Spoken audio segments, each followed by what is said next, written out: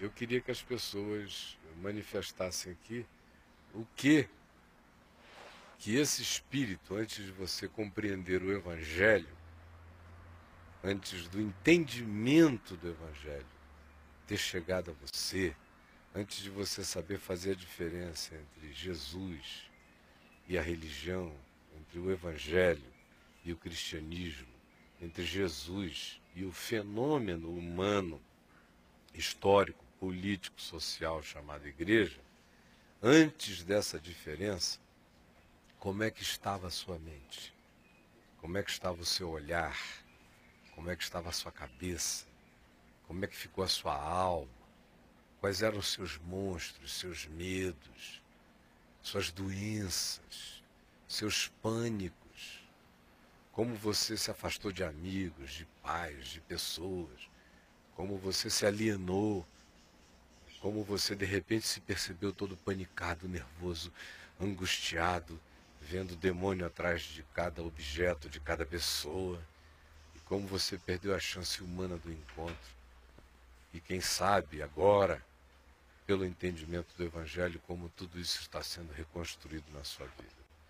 Então, se você quiser, escreva aqui para o Braulio, para o chat, e diga como era antes de você saber fazer a distinção entre Jesus e o Evangelho, desses pacotões cruzados, perversos, da religiosidade, do sagrado, cheia de demônios, que não vence as portas do inferno, mas que se torna portões para o inferno.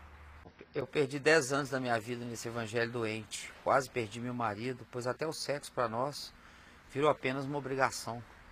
Nada mais tinha graça, minúsculo. Mas graças a Deus, acordamos a tempo, despertamos. Meu esposo ainda está em processo, pois tudo é muito novo para ele ainda. Mas eu estou feliz, pois já estou no caminho da graça. Da desintoxicação, né? É difícil, né, Caião? Ah, não, isso é brabo. O pessoal que vem lá de casa mais fácil, assim. É muito vai mais. na manha. Quem vem da cozinha da tua mãe já chega muito mais preparado. Tava percebendo isso. Até gente do caminho, assim, lá. Eu vejo uma galera lá que tem dificuldade ainda. Ah, claro, tem a maioria ali, ficou anos e anos e anos em verdadeiras seitas. A viagem espiritual, mental, psicológica que alguns fizeram ali já é assim admirável. Porque quando eu os conhecia, 6 anos e meio, aqui em Brasília, pelo amor de Deus, a pessoa sentava ali para conversar comigo, era só medo, pânico, angústia, pânico, terror. E terror de tudo. Eu vejo agora algumas pessoinhas, não vou mencionar nomes de ninguém, é claro, que estão livres e responsáveis na sua consciência do Evangelho, mas eu me lembro do tempo que eu as atendia lá na academia de tênis, foi onde eu fiquei morando o primeiro ano e 4 meses aqui, todo dia atendia gente à beça de manhã, de tarde, de noite lá. Pelo amor de Deus, o cara tinha medo de respirar, tinha medo de entrar uma música errada no carro dele e ele ir para o inferno. Se fosse secular, era medo da sexualidade dele, medo de se sentir atraído por uma moça, medo, angústias, aquela questão do diabo o dia inteiro na cabeça e um Jesus panicante na alma. Então, os que você ainda encontre com algum resíduo disso, pode dar graças a Deus pela vida deles, porque já vieram de uma viagem extraordinariamente longa em pouco tempo, porque tem gente, meu amigo, que mesmo entendendo o Evangelho, leva anos e anos e anos, se não for exposto praticamente todo dia à releitura da palavra, a ouvir a palavra libertadora do Evangelho de novo, para ir vencendo e quebrando aquelas estruturas mentais. É uma lavagem cerebral a qual as pessoas são impostas, que deixa uma sequela terrível, sem falar nos quadros psicológicos de doença. Ela mencionou aí a sexualidade dela, do marido. Tem gente que se esquizofreniza, tem gente que fica psicótica, tem gente que fica bipolar. Tem um dia, essas teologias que um dia o cara está no céu, no dia seguinte ele está no inferno, são a receita perfeita para bipolaridade. Não é? Então, o caldo de enfermidades que se produz nesses ambientes é indizível. Não tem ambiente na Terra com maior diversidade de problematização psicológica a ser oferecida às mentes frágeis do que esse ambiente religioso, porque tudo é encetado no coração e introjetado com forças dogmáticas, em nome de Deus, do Espírito Santo, da lei, da verdade. O cara fica esmagado, e aí engole aquilo, e aquilo entra no purão da alma. Para ir saindo, por mais que a mente vá entendendo, a alma é lenta, a alma é atrasada, a alma de vez em quando tem uns contrafluxos. E o cara vem de novo desesperado, aí você tem que sacudi-lo e dizer: calma, meu irmão, olha aqui para mim, você está livre, toma posse, você está livre, tá bom? Eu sei, mas aqui voltou aquilo em mim, voltou, aí você vai acalmando, aí ele, semana seguinte, ele, ai, graças a Deus. São ciclos que em alguns são mais lentos, em outros são mais rápidos, mas é uma opressão.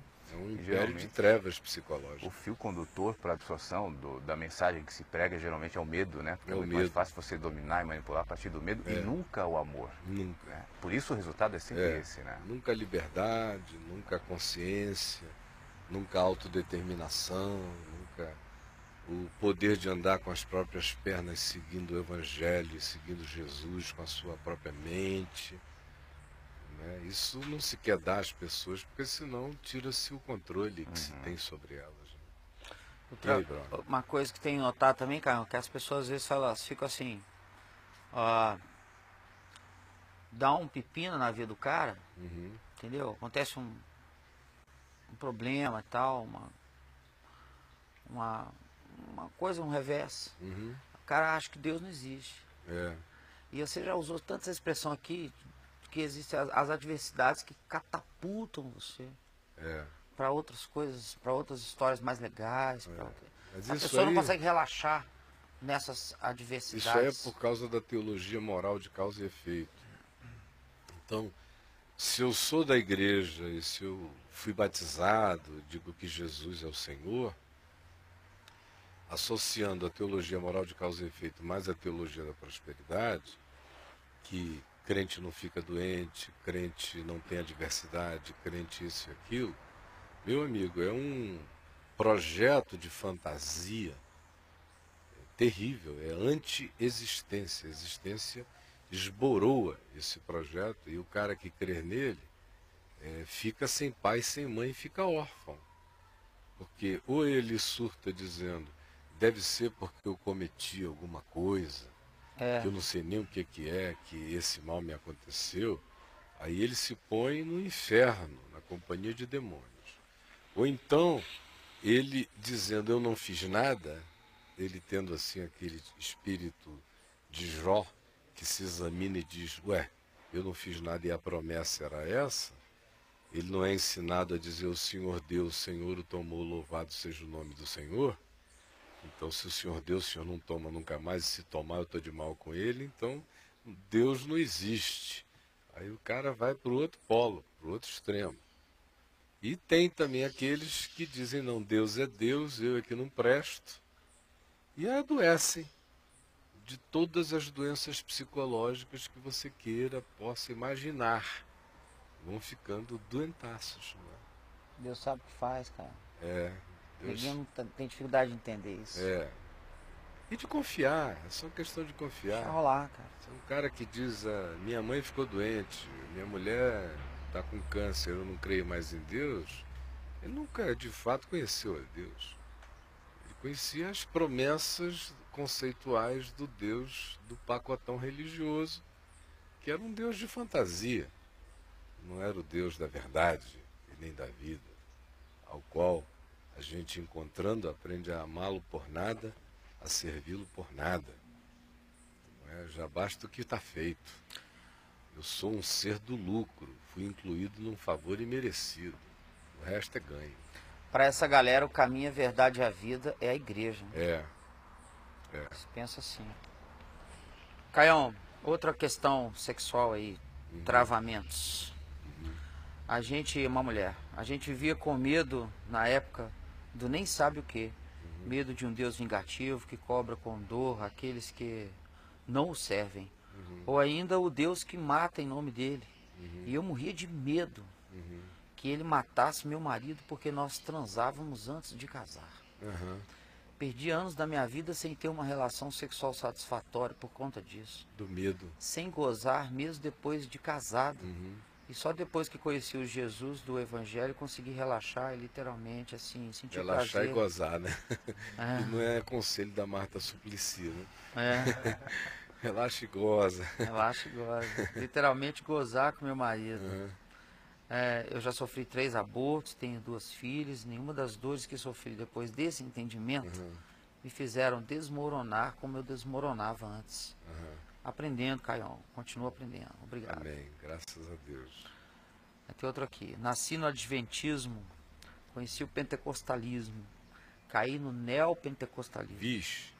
Estudei teologia do adventismo para o pentecostalismo, para o neopentecostalismo, misturei o que? Teologia batista? Estudei teologia batista e fiquei sem saber de mais nada. Mas não é possível também ficar sabendo de alguma coisa depois disso tudo. E adventismo, Caio? O adventismo é um grupo caracterizado, para simplificar, por 2 coisas. Uma, por marcar adventos da volta de Jesus. Daí eles serem chamados de adventistas. O pessoal que bota a data? Já botaram datas, já refizeram datas, já recalcularam, já tudo isso. Então, adventismo. Do 7º dia, porque eles guardam o sábado, guardam a lei de Moisés. Então, Jesus não cancelou a lei. Romanos 10, 17 não é verdade, pois o fim da lei é Cristo. Não tem essa frase para eles. A justiça de todo aquele que crê. Tem o texto, mas não está crido no coração, nem Colossenses 2, nem nada disso. A lei está em plena vigência. Então, você é salvo, no fundo, pelo comportamento, não pela graça de nosso Senhor Jesus Cristo. E ainda tem esse escatologismo angustiante, de datas a serem marcadas. É um pessoal para quem 2012 existe há muito tempo. Antes da profecia maia, eles já vinham marcando datas e marcando datas. É um povo cheio de gente muito boa, comportamentos muito legais e gente muito aflita de alma, muito neurótica. Onde você puser o peso da lei com escatologismo de data marcada, que você gera um grupo de gente neurótica e angustiada. Aí ele vai para o pentecostalismo. É o cara que é a sequência do cara. É o pentecostalismo, onde tudo é extremamente existencial. A Bíblia, a Escritura, não é o absoluto referencial pelo qual eu tenho que examinar todas as coisas e reter o que é bom. Eles confessam que a Bíblia é a palavra de Deus, ao mesmo tempo que se um profeta chegar e disser assim diz o Senhor, e disser uma coisa que não está na palavra, eles creem a si mesmo. Só porque o cara disse assim diz o Senhor, fechou os olhos e teve um tremelique. Então, se cria um catolicismo medieval, onde a Bíblia é a palavra de Deus, os católicos diziam, e a produção da igreja é a palavra de Deus também.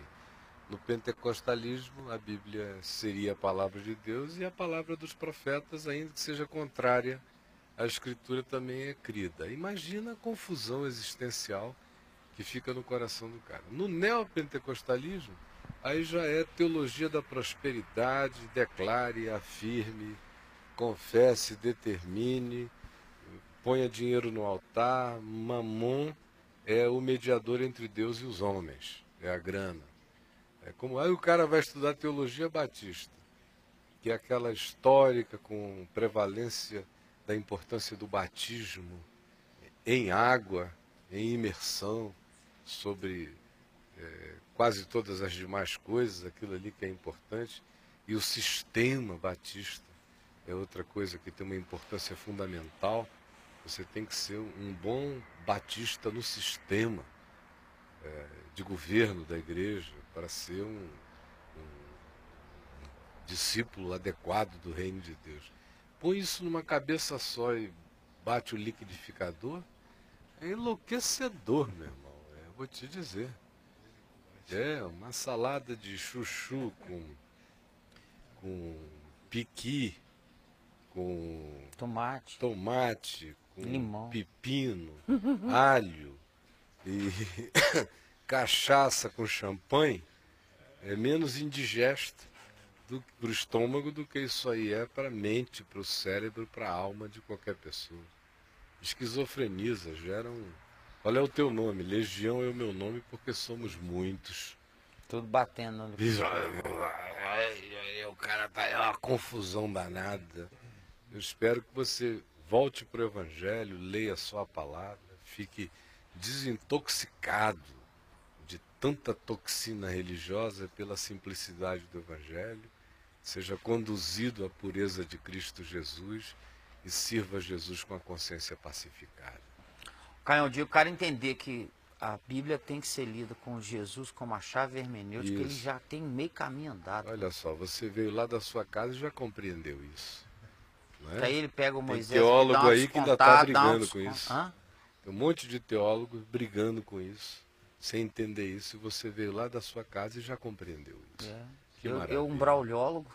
Brauliólogo, já estou aí sacando a onda. Que beleza. É fácil demais, porque ele vai quebrando as paradinhas lá de trás. O que for parecido com Jesus e tiver a ver com o que Jesus ensinou, fica. O que não tem, já era. Linha. É obsolescência. Bola para frente. Jesus é a revelação completa de Deus. Exatamente. O cara tá lá. A Bíblia não é. A Bíblia é uma sequência evolutiva histórica de uma revelação que em Cristo ganhou a sua plenitude e que, tendo se plenificado em Cristo, anula e relativiza até na própria Bíblia coisas que eram sombra e que eram tipos e arquétipos que em Jesus se tornaram desnecessários, porque Jesus as ultrapassou e algumas delas Jesus venceu-as por nós, porque nós não as vencíamos de nós mesmos. Que mais, Braulhão? Pô, o cara escuta o Caio falar... Desculpa, Caio, perdão. Não pode falar. O cara escuta o Caio falar um troço desse, por que ele não entra, velho? Por que ele não... Sacou? Olha aí, tá pronta a parada. Pois é, mas é o... Olha o que o Caio acabou de falar, dá um... entrar também aqui. Um rewind aí. Mas o problema é que foi o que foi falado ontem, né? Se andarmos na luz, como ele na luz está, temos comunhão uns com os outros. O que a luz faz? Nos enxergar. Mas ninguém quer se enxergar, todo mundo quer andar em trevas. E ninguém se enxerga. Aí essa confusão, bate cabeça, fica brigando, pá, bate aqui, bate ali. Porque ninguém se enxerga, cara. Ninguém quer se enxergar. Todo mundo quer uma doutrina, mas ninguém quer olhar, deixar o Evangelho iluminar o coração. Aqui, ó, se enxerga aqui, ó. Eu não ia nem ler isso aqui, mas você deu uma ponta aí legal. O cara falou assim, ó, eu não ia ler agora. Não ia ler mais nada. O cara falou assim, eu dava aula na escola bíblica e me tiraram porque dizia que eu era pastor de mim mesmo. Que eu estava ensinando a graça. O cara, quer dizer, o cara está ensinando a graça de Deus, essa história. Aí o cara falou, não sai fora, você é pastor de você tem que ser pastor da igreja. Não é por aí? Significando dizer, você tem que rezar conforme a nossa cartilha. E aí, brother? Caião, eu era medrosa, tinha medo de morrer e ir para o inferno. Tinha de ir nas vigílias e fazer jejum de 12 horas para dizer a verdade. 12 horas, ponto. Para dizer a verdade, minha vida era uma desgraça. Tem 6 meses que eu ouço o programa. Eu tenho 6 meses de vida, pois acho que realmente Jesus me ama. Amém. Tenho problemas, mas sei em quem realmente... Mas sei em quem tenho crido. Amém. Morreu eu. E hoje renasci para Cristo sem barganha, sem medo de Deus me matar. Só porque não fui na vigília. Por quê? Tinha que trabalhar muito cedo no outro dia. Amém. Dormiu bem. Graças a Deus. Hoje sou livre. Meus filhos são livres. Amém. Descobri que Jesus morreu e reviveu. Graças a Deus. Amém. era da igreja da Pipoca Pula. Da Pipoca Pula, né? Que igreja da Pipoca Pula? Muito usava roupas de manga comprida, nunca cortava os cabelos. Isso. Parecia uma preguiça. Uma derrota. Uma orango. Ainda arrumou filho, teve neguinho pra te pegar, mano. Neguinho ainda te pegou ainda. E quando não queria. É igual o. Não, vai lá. Desculpa. E quando não queria obedecer, suspendia de tudo. Eu era conhecida como irmã marginal, pois ia contra tudo. Hoje sou abençoada, graças a Deus. Beijo, Deus te abençoe, pastorzão. Amém. 28 anos nessa vida. Hoje eu tô com 40. É uma mulher. E lógico, a cabelo crescer. 6 meses de liberdade no Evangelho. Tem 6 meses, na Pipoca Pula. Ela disse, Jesus me ama, né? Eu acho que essa certeza é o que falta nas pessoas. Se a pessoa simplesmente tiver essa certeza de ser amado, acolhido, né, por Deus, pronto, né? É tão simples. É o espírito do Evangelho. Deus amou ao mundo. Paulo, quem nos separará do amor de Deus? Aí quando isso entra na gente, você é mais que vencedor. Apesar de, às vezes, ter fome, escassez, perigo, nudez, espada, você tá acima de principados, potestades, qualquer outra criatura. Os medos vão embora. Né? Quem me poderá fazer o mortal? Quem me condenará? Se Cristo, que podia me condenar, resolveu me justificar. Romanos 8, acaba tudo. Fica só a serenidade. É uma mensagem acessível a qualquer um, né, Caio? Esse entendimento, ele está acima das nossas discussões filosóficas, teológicas, enfim, versículos, é isso. A pessoa mais simples ou a pessoa mais sofisticada em cultura, enfim, não importa, né? Ambas têm acesso a uma mensagem simples de serem acolhidas e amadas por Deus. E isso supera essas discussões, essas guerras e cruzadas que tentam nos desviar desse entendimento simples o que impede qualquer pessoa de enxergar isso é a vaidade, é o preconceito, é a predeterminação religiosa e cultural de que a coisa tem que ser conforme a pessoa aprendeu, ensinou, ajudou a desenvolver aquele sistema. Aí, como diz Paulo em 2 Coríntios 4, o Deus deste século bota um véu no entendimento da pessoa. Ele não estava falando de gente de fora, não. Ele estava falando era de gente religiosa mesmo. No capítulo 3, ele compara a lei de Moisés com a lei do Espírito da vida em Cristo, o ministério da morte com o ministério da vida.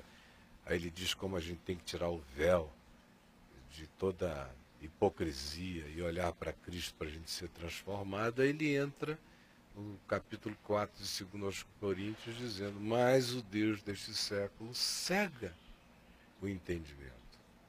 Porque não é possível, não podia ser mais claro, não podia ser mais óbvio. Mas o Deus deste século cega. Se você não quiser dizer Jesus é tudo, e tudo que não for segundo Jesus não serve para mim, se você não fizer essa afirmação radical, mano, e for querer montar a sua palavra de Deus, você está danado e o diabo vai te pegar, vai te cegar. Temos 20 minutos, vamos correr. Cara, eu frequentei a igreja evangélica por aproximadamente 25 anos. Há 1 ano e meio, acompanho a VMVTV e mudou a minha vida. A minha forma de pensar. Passei a entender o que é evangelho e diferenciá-lo do evangélico idiotado que está sendo papagaiado por aí. Antes eu vivia sempre sequestrado pela doutrina, forma de pensar no meio. Até para decidir por fazer uma faculdade era difícil, pois eu sempre achava que estaria roubando o tempo de estar na igreja. Olha isso. Fazendo a obra de Deus.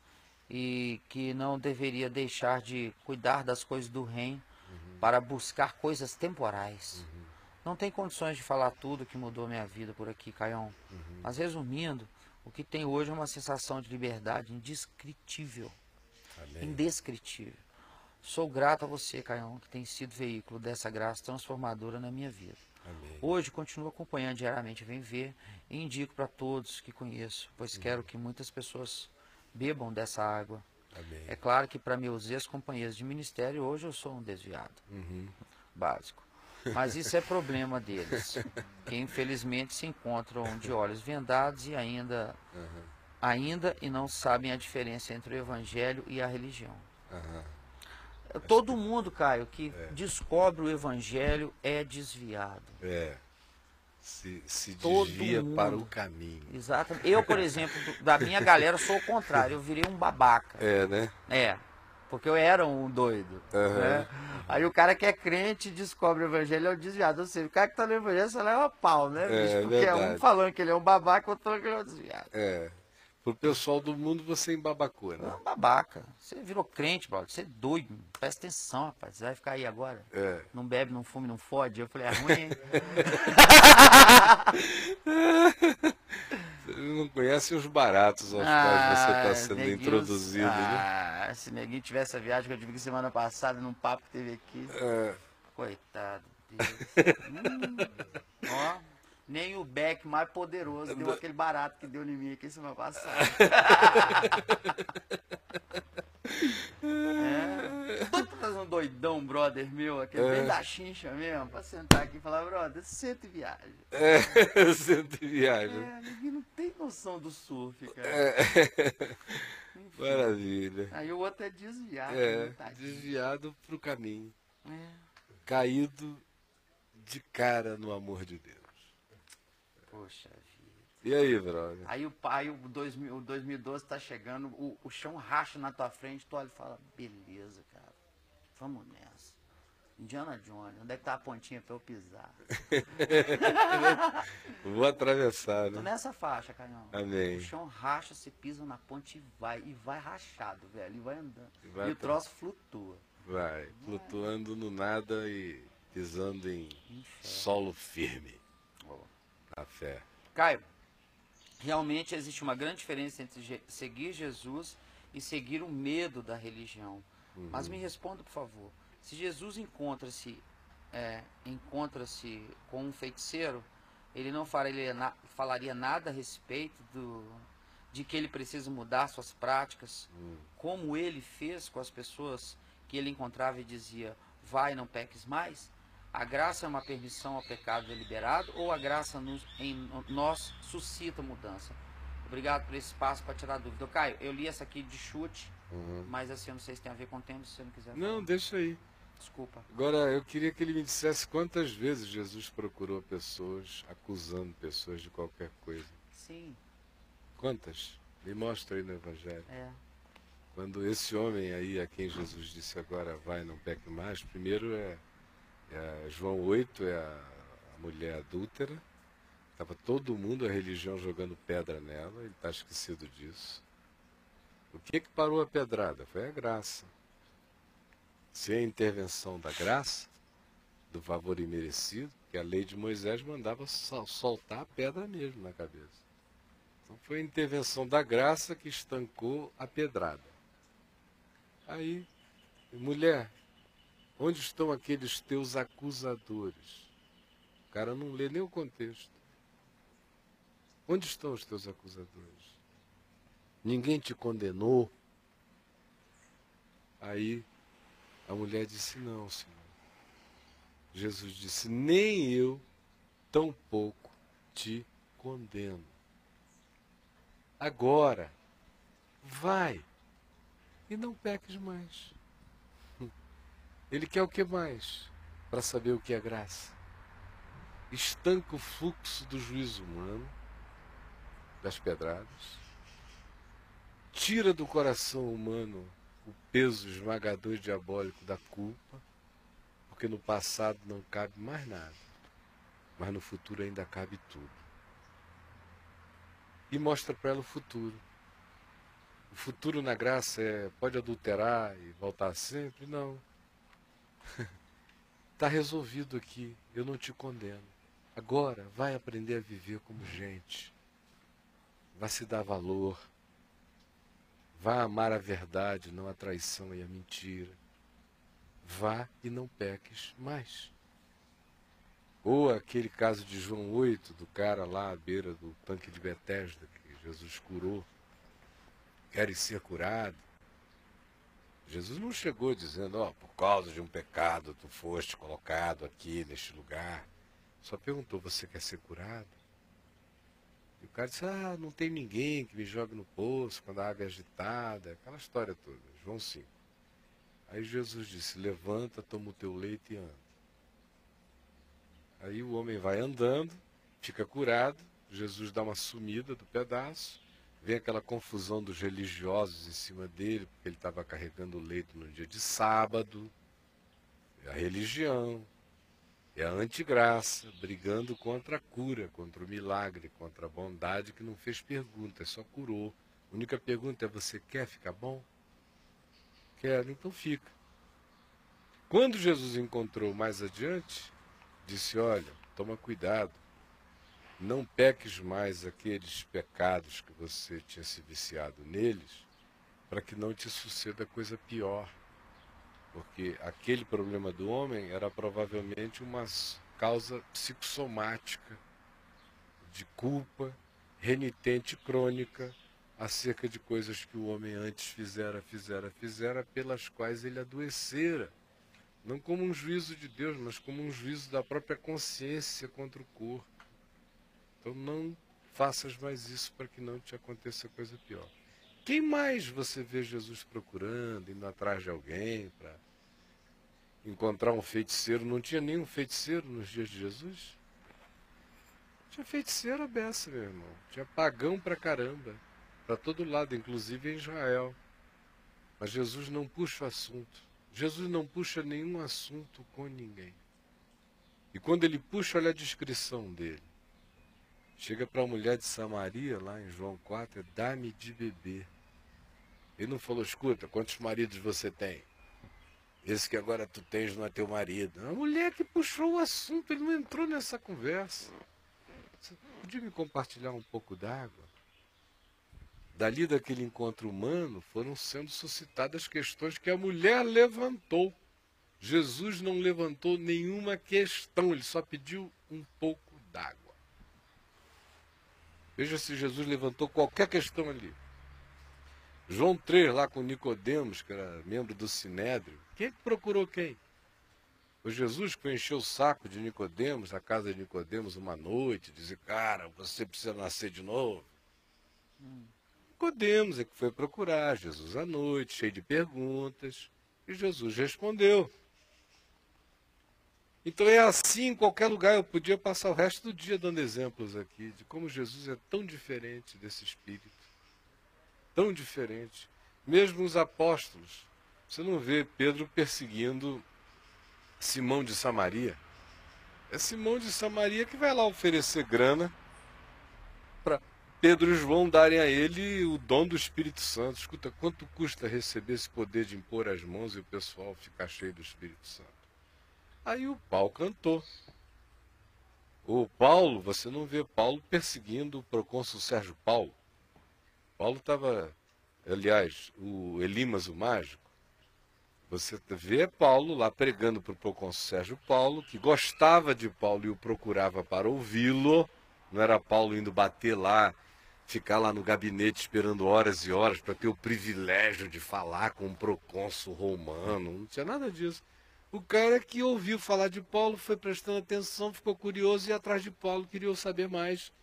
Aí aparece um bruxo no meio da história e começa a perverter tudo que Paulo dizia, até que chegou um dia, não foi no primeiro dia, nem na primeira hora, foi depois de muito tempo, que Paulo disse a ele, ó filho do diabo, cheio de todo engano e de toda malícia, até quando perverterás os santos e retos caminhos do Senhor?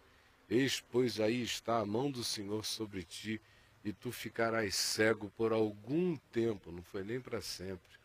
E desde aquele momento caiu sobre ele névoa e escuridade, e andando ao redor, não conseguia enxergar e procurava alguém que o guiasse pela mão. Isso fez cair temor no coração de todos e do procônsul Sérgio Paulo, que se converteu.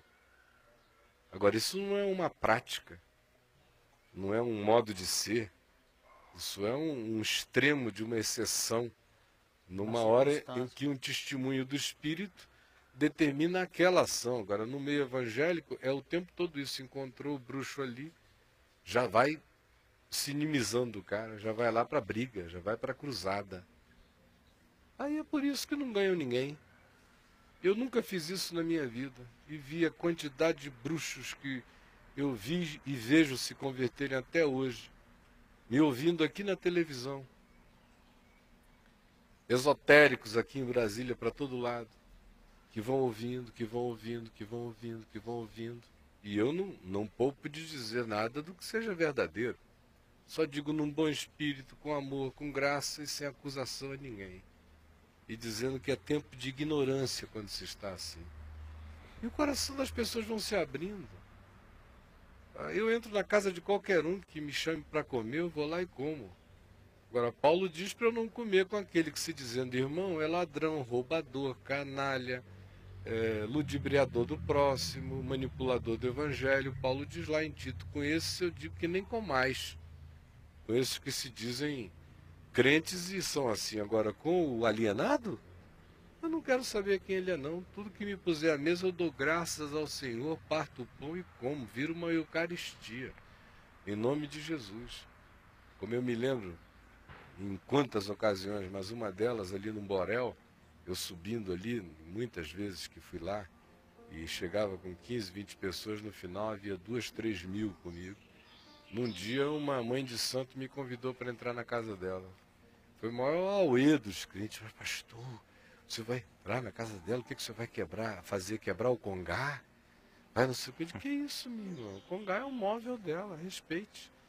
Eu vou lá, ela me convidou para ir lá, eu vou saber o que ela quer. Cheguei lá, ela queria lhe oferecer um bolinho. Falei, eu tenho tanto respeito pelo senhor. Muito obrigado, minha irmã. Agradeci ao Senhor pelo bolinho, em nome de Jesus. O senhor quer uma água? Quero. Agradeci ao Senhor pela água. Aí eu disse, o que a senhora quer que eu faça pela senhora? Falei, eu queria que o senhor pedisse a Deus para ter misericórdia de mim. Aí eu orei por ela, Senhor, tem misericórdia dessa tua filhinha querida. A mãe de santo chorando, o povo lá fora, as centenas assim, sem entender nada. Agora a gente vai ver na eternidade o que significou o que para quem. Se foi uma briga ou um gesto de amor que produziu os resultados eternos. Última, brother, tem 5 minutos. Caião, eu fazia parte de uma igreja em células, comandado por um cara aí, não falou o nome. Participei do encontro com Deus, aquela loucura. Aí fiquei muito tempo recebendo as tais unções e caindo no chão, pulando, gritando, enfim. Você sabe como é que é, Caião. Uhum. Só que com todo o mover do Espírito Santo, como isso era chamado. Uhum. Não havia mudança na minha vida, Caião. Claro que não. Quando eu comecei a questionar isso com o tal pastor, famoso cara, ele disse que o diabo estava soprando no meu ouvido. Pelo amor de Deus, eu parei com isso. Mas até hoje eu sinto uma tremedeira, cara. Principalmente quando eu estou orando e ouvindo música. Quando isso começa, eu fico com muita raiva de tudo, porque eu deixei a religião fazer na minha vida, cara.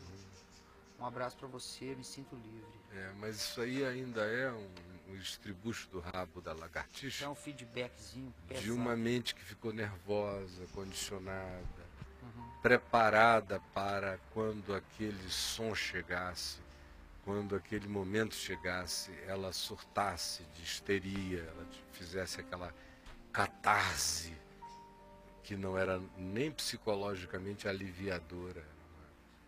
Era uma catarse de pânico mesmo. Mas isso tudo vai acabar agora, se você crer. Você crê? Se você crê, tome posse que essa tremedeira vai passar agora. Eu lhe digo em nome de Jesus, a tremedeira acabou. Meramente pela palavra. Entendeu? Meramente pela palavra. Não preciso gritar, espernear, nem fazer nada assim, com os meus olhos abertos na luz do Senhor. Dizer a você, meramente pela palavra, eu digo a você, meu irmão, a sua tremedeira acabou agora. Vai ler a palavra em paz, vai orar em paz, não vai ter mais tremedeira nervosa nenhuma na sua vida. O resto dessa sequela saia agora de você, em nome do Senhor Jesus. Em nome de Jesus.